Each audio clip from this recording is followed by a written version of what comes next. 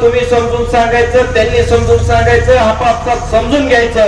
हा विषय आतापर्यंत होता, आता इथून पुढे हा विषय राहणार नाही. तुम्ही हे बंद करायचं आणि त्यांनी मान्य करायचं, अन्यथा बंद कायम करायचं.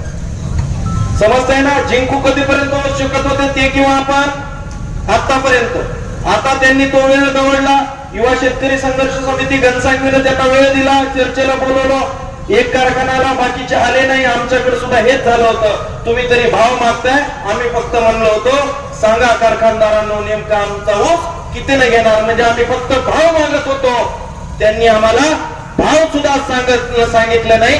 शेतकऱ्यांच्या पोरांना हलक्यात घेतलं आणि आम्ही बंद केला आणि त्यांना भाव द्यावा. आता पुढील आव्हान काय? ऊसतोडी बंद करायची म्हणजे आता इथं शेतकरी आले, आता त्यांनी हातही वर केलाय, इशाराही दिलाय ऊसतोडी बंद करायची. परंतु भावकीची ऊसतोडी बंद कशी करायची? मेन मुद्दा आहे. भावकीची ऊसतोडी बंद कशी करायची? आम्ही नशीबवान आहेत, आमच्या इकडे भावकीने आपापसात भांडण न करता ऊसतोडी बंद केली. तुमच्या इकडे दुसऱ्या प्रकारचा कारखानदार आहे, लोकांना वाटतंय थोडा बरा आहे, त्यामुळे तुमचं आव्हान मोठं आहे. त्याच्यानंतर पुढे काय होतं? नंतर वाहतूक बंद करायची. ट्रॅक्टर कोणाचे? भावकीचे, शेतकऱ्यांचे. गावामध्ये ट्रॅक्टर अडवता येतील का? एक लाईव्ह जाऊ द्या, काही नाही, आम्ही हे केलेलं आहे, केसेस भानगडीच झालेलं. शेतकरी गावातले अडवून येतील का? नाही. तीर्थपुरीचं ट्रॅक्टर घनसांगवीचा आंबटला तिसऱ्या चौथ्या गावात गाठावा. चेक नाके तयार करावे लागतात. त्या ठिकाणी मोठे मोठे लाकडं घेऊन बसावं लागते. काही वेळेस तर डॉक्टर साहेब आम्हाला चंबळीचे डाकू म्हणायला लागले होते, लोक व्हायला म्हणले काहीच ठेवना झाले ते. तर गोष्ट अशी पुढे सरकते आणि मग कारखानदार एक एक दाव टाकायला चालू करतात. आंदोलन चळवळीसाठी आपल्याला जे विशेष मार्गदर्शक लाभलेले आहे, आता त्यांचं आपण मनोगत ऐकणार आहोत. कारण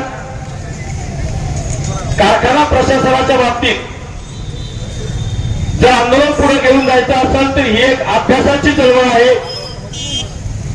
ही केवळ रस्त्यावरची चळवळ करून भागणार नाही, तर त्याबरोबर त्या कारखानदारासोबत अभ्यासपूर्ण माहितीच्या आधारे, मांडणीच्या आधारे सुद्धा त्यांची आपल्याला आपल्या मागण्या लावून धराव्या लागणार आहेत. म्हणून आपल्याला जो अभ्यास महत्वाचा आहे, आजचे मार्गदर्शक आपल्याला या संबंधित पूर्णपणे मार्गदर्शन करणार आहे. सर्वप्रथम मी आमचे माजलगावचे मार्गदर्शक जगदीश काका फरतारे यांना विनंती करतो की त्यांनी आमच्या सर्व शेतकरी मित्रांना संबोधित करावं.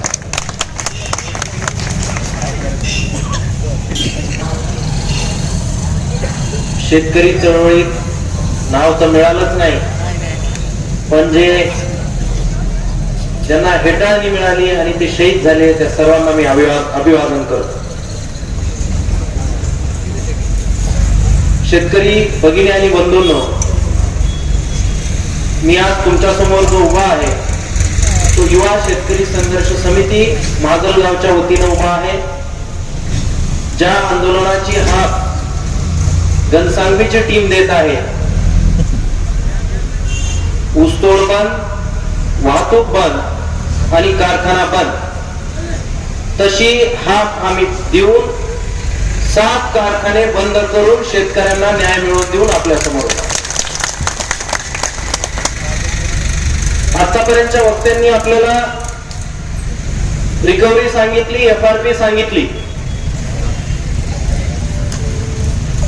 आम्ही कोणाचे विरोधक नाही, कोणाचे समर्थक नाही हेही सांगितलं. ज्या काही थोड्याफार गोष्टी राहिलेल्या असतील ते मी भरून काढण्याचा प्रयत्न करेन.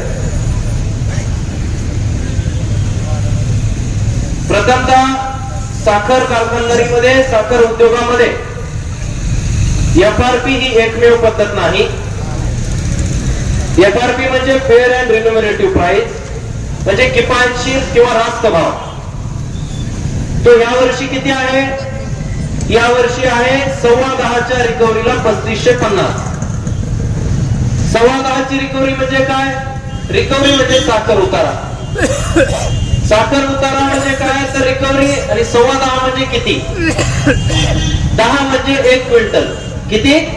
10 म्हणजे 1 क्विंटल. त्याच्या पुढे 1 पॉइंट वाढला तर 1 किलो वाढला.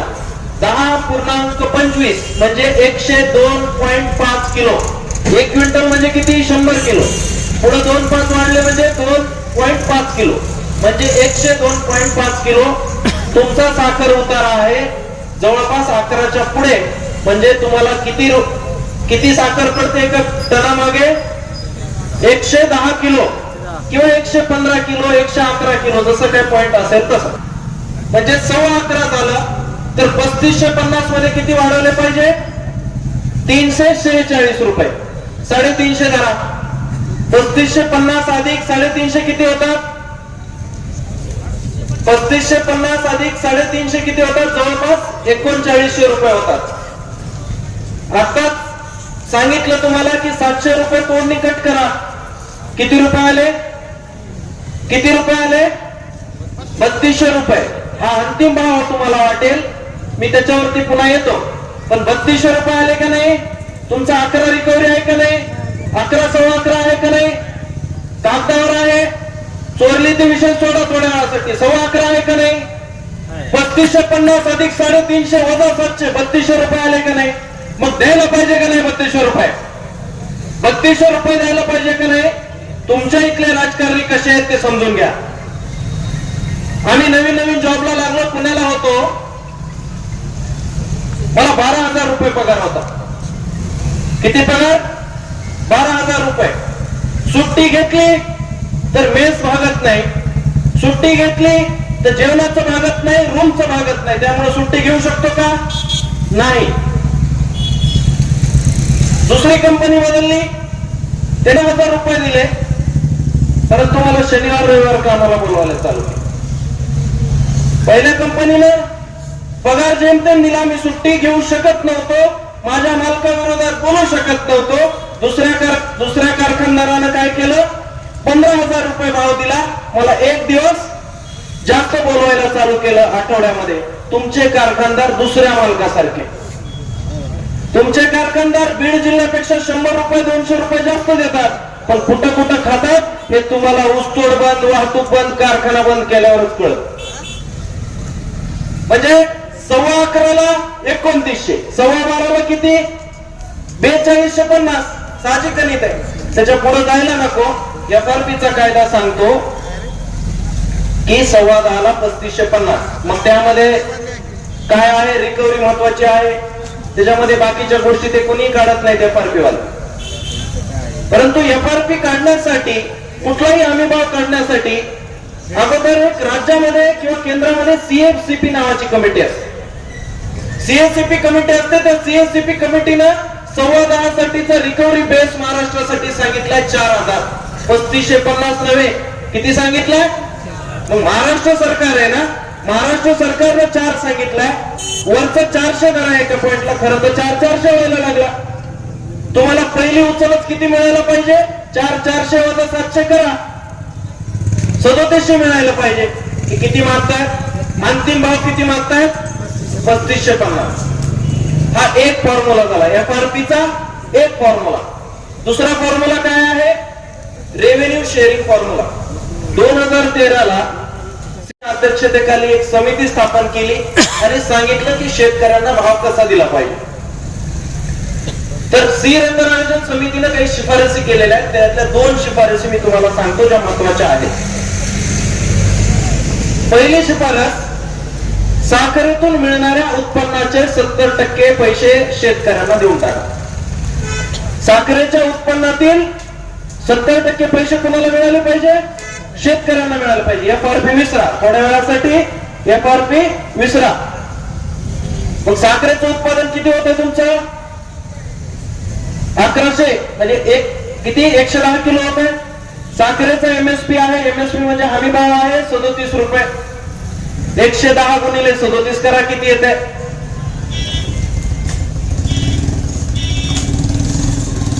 3700 किती येते? 3700च्या पुढे जाते ते 4000 रुपये येते जवळपास. किती आली तुमची उचल? 4070. किती आली पहिली उचल? 700 रुपये काढा. किती आली पहिली उचल? तरी पण 3200 रुपये. आता दुसरा फॉर्म्युला. दुसरा फॉर्म्युला असा आहे मित्रांनो, साखरेच्या व्यतिरिक्त जे काही बाकीच्या गोष्टी आहेत, कोणकोणत्या बाकीच्या गोष्टी आहेत? मळी, स्पिरिट, इथेनॉल, को जनरेशन, प्रेस मड, आणि त्याच्यानंतर बगॅस आहे, पोटॅश आहे, त्याच्यानंतर पेंट वॉश आहे. काही काही कारखाने सीएनजी सुद्धा काढतात. 139 प्रोडक्ट आहेत. किती? सगळे कारखाने 139 काढत नाहीत, पण 139 प्रोडक्ट आहेत. साखर सोडून बाकीचं जे राहिलं त्याच्यामध्ये 75% नफा मिळाला पाहिजे. 75% कुणाला मिळाले पाहिजे? शेतकऱ्यांना मिळाले पाहिजे. आता तुम्ही म्हणाल त्यातले 75%, मगाशी 7200चं आपण गणित सांगितलं, त्याच्यातले 75% काढले वरच्या ह्याच्यातले साखर सोडून, तर ते पण 1700-1800 रुपये होतं. आणि तुम्ही मागताय किती? अंतिम उचल 3550 आणि पहिली उचल 3200 रुपये. मित्रांनो, आता खरी गंमत इथून पुढे चालू होती. त्यांनी पुस्तक सांगितलं, बोबडे साहेबांनी काय सांगितलं? पुस्तक सांगितलं. पुस्तक आता सांगितलं, तुम्ही वाचलं का? नाही वाचलं. पुस्तक प्रसिद्ध झालं, आम सभा झाली, म्हणजे पुस्तक मान्य झालं. पुस्तक मान्य झालं का नाही? आता काही बोलून उपयोग आहे का? नाही. रिकव्हरी कुठे चेक होते? कारखान्यात. कोणत्या प्रकारची रिकव्हरी आपल्याला दिली जाते? Pooled average. कोणती रिकव्हरी दिली जाते? पूल्ड ऍव्हरेज म्हणायचं त्याला. सरासरी रिकव्हरी दिली जाते. आणि दुधाची रिकव्हरी कशी काढतात? फॅटची रिकव्हरी कशी काढतात? वैयक्तिक काढतात ना. फॅट कसे काढतात? तुम्ही गाईचं घातलं वेगळं फॅट, म्हशीचं घातलं वेगळे फॅट. मग बोका आलाय का हराम करून तुम्हाला आमचं वेगवेगळं रिकव्हरी घ्यायला? 265 का लावू देत नाही? याच्यामुळे लावू देत नाही. 14 रिकव्हरी आपल्याकडे सुद्धा येते. शेतामध्ये ब्रिक्स मीटर घेऊन जा, तुम्हाला कळेल. आणि त्यावेळेस तुमचे आमचे डोळे उघडतील की ह्यांच्याकडून 5000 रुपये भाव घेतला तरी कमी आहे. पूल्ड ऍव्हरेज नाही पाहिजे आपल्याला, वैयक्तिक रिकव्हरी पाहिजे, पण त्याच्यात जायचं नको. काटा आपण कधी चेक करत नाही. हे दुसऱ्या प्रकारचे कारखानदार आहेत, 15000 रुपये पगार आम्हाला देतात. तशा प्रकारचे कारखानदार काटा आपण चेक करत नाही, कायम विश्वास मानतो. त्यामुळे त्याच्यातही गोंधळ, रिकव्हरी मध्येही गोंधळ. तुम्हाला एफआरपी प्रमाणेही पैसे द्यायचे नाही, आरएसएफ प्रमाणेही पैसे द्यायचे नाही. आणि मग ज्या वेळेस माऊली आणि सगळी टीम तुम्ही चर्चेला बसतात, मी तुम्हाला शब्द देतो, खात्री देतो, तुम्ही आम्ही कारखानदारांसोबत एफआरपी वर जिंकू शकत नाही, आरएसएफ वर जिंकू शकत नाही, कागदावर बिलकुल जिंकू शकत नाही. कारण कारखाने यांचे, कागदा यांचे, सरकार यांचं, विरोधी पक्ष सुद्धा शाहीर यांचाच आहे. लक्षात येते तुमच्या? रिकव्हरी मोजून झाल्यानंतर सरासरी येणार 6 महिन्यानं. आता काय बोलून फायदा आहे? आरएसएफ म्हणजे महसूल कधी घेणार आहे? 6 महिन्यानं. आता बोलून फायदा आहे का? म्हैस जेव्हा पाण्याच्या बाहेर येणार आहे तेव्हा सड दिसणार आहेत. हे त्यांचा कायदा आहे, हे त्यांचा नियम आहे. आणि त्यामुळे आम्ही ठरवलं की हरामखोरांना दांडगा शेतकऱ्यांचा दाखवला पाहिजे आणि ऊसतोड बंद, वाहतूक बंद आणि कारखाना बंद केला पाहिजे. आणि आम्ही तो केला आणि त्यावेळेस ते कारखानदार वटणीवर आले.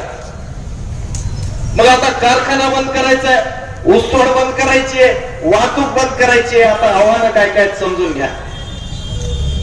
आता तुम्ही आज इशारा सभा देताय, तुम्ही समजून सांगायचं, त्यांनी समजून सांगायचं, आपापसात समजून घ्यायचं. हा विषय आतापर्यंत होता, आता इथून पुढे हा विषय राहणार नाही. तुम्ही हे बंद करायचं आणि त्यांनी मान्य करायचं, अन्यथा बंद कायम करायचं. समजतंय ना? जिंकू कधीपर्यंत होऊ शकत होते ते किंवा आपण आतापर्यंत.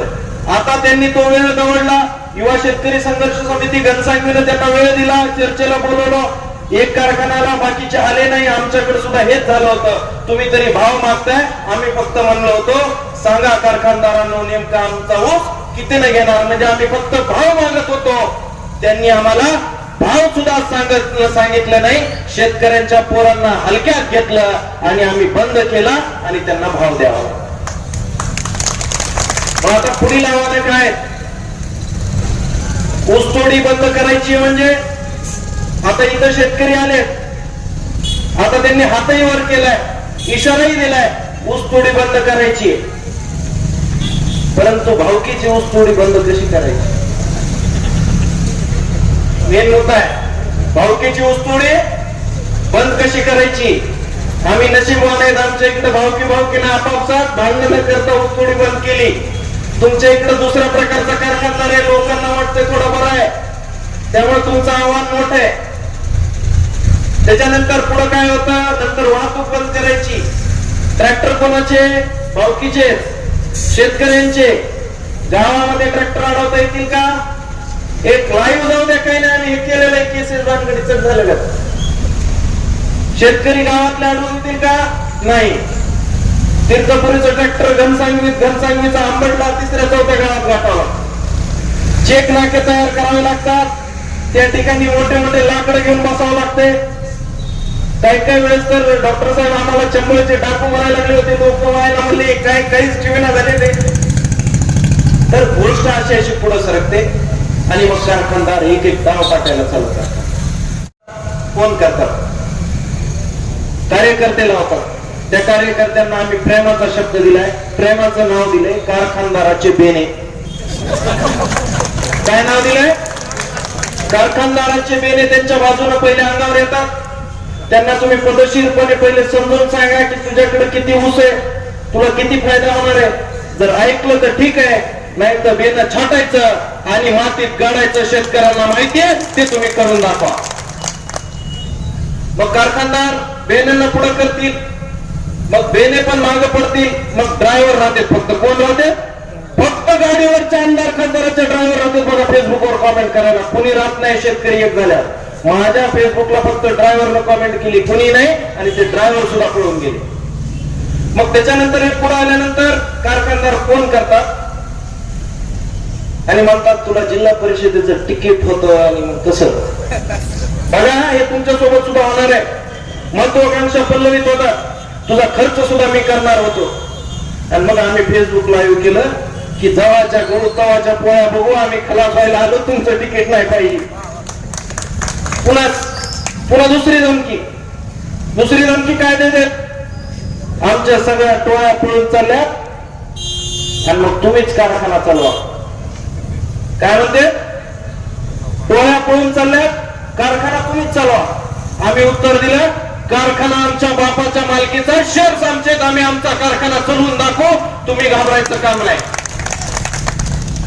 पुन्हा तिसरी धमकी दिली. काही टोळ्या गेल्या, आम्ही कर्नाटकहून काही ऍडव्हान्स घेतले, त्या टोळ्या तिकडे पाडल्या.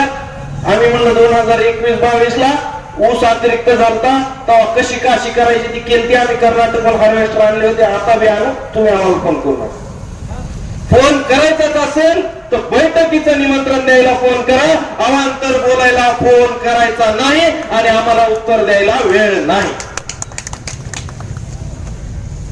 ठिय्या आंदोलन केलं तर तुम्ही गावानेच जायचं म्हणताय. तुम्हाला एक अनुभव आहे जुना. ठिय्या आंदोलन केल्यानंतर हे काय करतात? जे आंदोलक नाही, जे त्यांचे समर्थक आहेत किंवा गुंड आहेत, अशा पद्धतीनं गोटे घेऊन अंगावर सुद्धा आणायला लावतात. तुम्हाला फौज बांधण्याची वेळ आलेली आहे. चळवळीमध्ये सगळंच काय जर शांततेत होता आलं असतं तर आतापर्यंत यांनी 3204,000 रुपये भाव दिला असता. कुणी त्याला शेतकऱ्यांची आर्मी म्हणत असेल तरी चालेल, परंतु तुम्ही दोन हात करायची तयारी ठेवा. पुन्हा त्यानंतर ही जी पोरं फिरतायत चेक नाक्यावर, त्यांचे फोटो काढून घेऊन गेले जातात. प्रतिबंधात्मक कारवाई केली जाते. प्रतिबंधात्मक कारवाईला ऍडिशनल एसपीच्या समोर हजर केलं जातं. मग त्याच्यात एखादा शिकलेला थोडाफार असतो, त्याला म्हणते मी तुम्हाला चांगलं समजत होतो, 8-8 तास रस्ता अडवीत असतील काय कुठं. मग ते बी थोडस हे होत आहे ना, गुलत आहे. मॅडम असल्यावर जास्त गुलत आहे. आणि मग म्हणते उगाच पडलो ह्याच्यात. मग पहिली तारीख, दुसरी तारीख, आज आमची तिसरी तारीख होती. जामीन वेगळी, आज तिसरी तारीख होती. 15 गुन्हे झाले. पण डगमगायचं नाही. विषय मित्रांनो फक्त 3200 रुपयाचा नाही. विषय मित्रांनो 3550चा सुद्धा नाही. विषय आहे आपण आणि घनसांगवी तालुक्यातील शेतकऱ्यांना विचाराचं स्वातंत्र्य आणि मताचं स्वातंत्र्य सुद्धा मिळालं पाहिजे, जे या उसामुळे तुम्हाला नाही. तुम्ही टोपे साहेबाला मत करा, प्रेम असेल तर आमचं काही म्हणणं नाही. तुम्ही उडान साहेबांना मत करा, आमचं काही म्हणणं नाही. पण प्रेम असेल तर, तुम्हाला काम पटत असेल तर, पण त्यांचा कुणीतरी बेन जर तुम्हाला सांगत असेल की तुझा ऊस बांधावर राहील तर ते आम्ही खपवून घेतलं जाणार नाही. युवा शेतकरी संघर्ष समिती भावही देईल, अंतिम उत्तरही देईल, विचाराचं स्वातंत्र्यही देईल आणि मताचं स्वातंत्र्य सुद्धा देईल. आणि तर पुढे हे पण गुडघ्यावरती येतात. पहिला टप्पा वाहतूक बंदचा, आणि वाहतूक बंदचा टप्पा असताना तुम्हाला काय करायचंय तर ग्रामपंचायतचे ठराव सुद्धा तुम्हाला लागणार आहे. ग्रामपंचायतचे ठराव कशासाठी लागणार आहे? उद्या जर न्यायालयामध्ये ही लोक जात असतील तर वाहतूक बंदीला, ऊसतोड बंदीला ग्रामपंचायतचा सुद्धा पाठिंबा होता, हा पुरावा आपल्याकडे असला पाहिजे. आमच्याकडे 98 ग्रामपंचायतचे पाठिंबे होते. काही काही सोसायट्यांनी शेतकऱ्यांना कर्ज दिलं, त्या कर्जातून शेअर्स घेतले, नंतर कारखाने उभे राहिले आणि त्या सोसायटींचा सुद्धा पाठिंबा कोणाला होता? आम्हाला होता. वकील बांधव जर कोणी आम्हाला ऐकत असतील तर माजलगाव, वडवणी, धारूर आणि संभाजीनगर आणि बीडच्या वकील बांधवांनाही आम्हाला पाठिंबा दिला होता की कसल्याही प्रकारचे केसेस होऊ द्या, आम्ही तुमच्यासाठी त्या ठिकाणी मोफत लढायला तयार आहे. त्यामुळे त्यांचाही पाठिंबा गरजेचा आहे. ऊसतोड मजूर, वाहतूक ठेकेदार, शेतकरी, वकील, पत्रकार, ग्रामपंचायत, सोसायटी आणि इतर महिला संघटना असतील किंवा कोणत्याही संघटना असतील याचाही तुम्ही पाठिंबा द्यावा. मी रिकव्हरीवर, RSF वर फार बोलणार नाही, कारण ते आता इथून पुढे चालणार नाही, ते आतापर्यंत चालत होत. आता शेवटचा विषय डॉक्टर साहेब बोलतील तुम्हाला अजून यांचे काय काळे धंदे असतील सगळ्या कारखानदारांचे. जर तुम्ही हे करून दाखवलं, आतापर्यंत जवळपास डॉक्टर साहेब 15 कारखाने झाले ज्यांनी भाव जाहीर केलाय. टोटल मला वाटते 65 का 68 कारखाने आहेत. तीर्थपुरीत प्रत्येक जण तुमच्यापैकी चहा पिलेलाच असेल. तुम्हाला भाव माहितीये का चहाचा किती आहे? भाव माहितीये ना चहाचा? 7 असेल किंवा 10 असेल. तुम्ही काढून देता. भाव कमी मिळेल किंवा जास्त मिळेल, परंतु तो हक्कानं मिळवून घेतला पाहिजे. ही मोहीम माजलगाव पासून चालू झाली आहे, 15 कारखान्यांपर्यंत आली आहे. ही येणाऱ्या 5 वर्षांमध्ये 68 कारखान्यांपर्यंत गेली पाहिजे ना. भूतल भविष्यातही हा संप तुमचा सुद्धा झाला पाहिजे. आणि त्यासाठीच आम्ही या ठिकाणी माजलगावच्या टीम कडून अनेक तरुण पोरं आहेत, 28, 20, 22 वर्षाची पोरं ज्यांनी हे चालू केलं. आणि इथं मोठ्या प्रमाणावर तुम्ही जुनी चालती मंडळी आहे, तुम्ही हे करू शकता असा आम्हाला विश्वास आहे. आणि माजलगावची खूप चांगल्या पद्धतीची घोषणा या ठिकाणी आम्ही देऊन जाऊ. आणि ती सुरातली घोषणा माजलगावचे शेतकरी कामगार पक्षाचे ऍडव्होकेट गोले पाटील असतील, हे ज्यांनी हे आंदोलन सुरुवातीला चालू केलं, ज्यांनी खरोखर रस्त्यावरती वाहन अडवायचं काम केलं, ते अजय राऊत असतील, संभाजी ब्रिगेडचे तुकाराम नावडकर, शिवसेनेचे नामदेवराव सोजे पाटील, राजेगावची पोरं असतील, तुम्हाला टाकरराव इथून जवळ आहे माहित असेल, अनेक तरुण होते. लई मध्ये एक घोषणा खूप लोकप्रिय झाली होती. ती घोषणा अशी होती, मी म्हणेन, तुम्ही पण माझ्या पाठीमागं म्हणायचंय. मी पहिले म्हणेन की ऊसतोड बंद, वाहतूक बंद. तुम्ही म्हणायचंय कारखाना बंद, कारखाना बंद. ऊसतोड बंद, वाहतूक बंद. ऊसतोड बंद, वाहतूक बंद.